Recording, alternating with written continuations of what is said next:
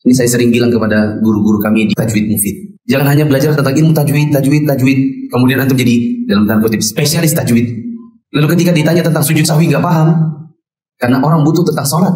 Toh orang mengaji dengan tajwid itu sunnah saja. Yang terpenting itu makharijul hurufnya. Adapun dia bacanya kadang tidak ada iklapnya, kadang ikhfanya nabrak, matnya ada kurang. Maka ini sekadar kurang keutamaan, tapi tidak dikatakan berdosa. Tapi orang tidak paham tentang ilmu sholat, maka dia bisa berdosa. Itu juga harus sering-sering datang kajian. Ikut kajian, kuasai ilmu yang bukan hanya tajwid. Ensiklopedi sholat yang kita bahas, itu saja 3 jilid, tebal-tebal. Itu baru tentang sholat. Itu harus dikuasai oleh seorang dai. Karena ilmu tentang sholat ini sangat dibutuhkan oleh kaum muslimin.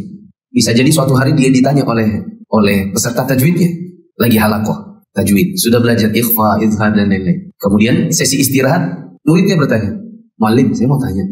Tadi waktu maghrib, saya itu kan wudu di rumah. Kemudian pas jalan kaki ke masjid, ternyata saya tidak sengaja buang angin. Sampai di masjid, saya lupa wudu lagi. Sholatlah saya 3 rakaat. Nah ini sekarang pas tajwid ini saya baru ingat.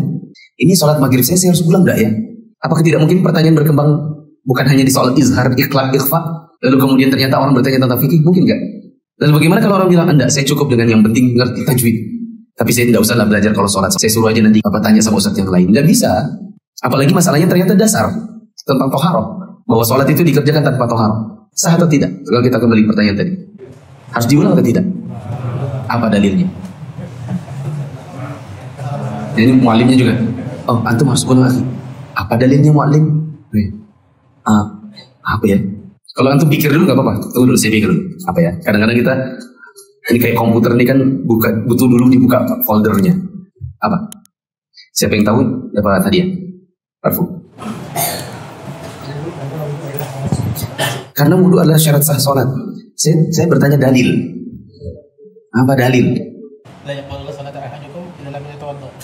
Idza ahdatsa hatta yatawadda. Kurang sedikit. Oh, botolnya kurang tutupnya. La yaqbalullahu sholata ahadikum idza ahdatsa hatta yatawadda. Allah tidak menerima salat salah seorang dari kalian bila dia berhadas sampai dia berwudu terlebih dahulu. Jadi karena antum tadi salat tanpa wudu berarti salat antum tidak sah.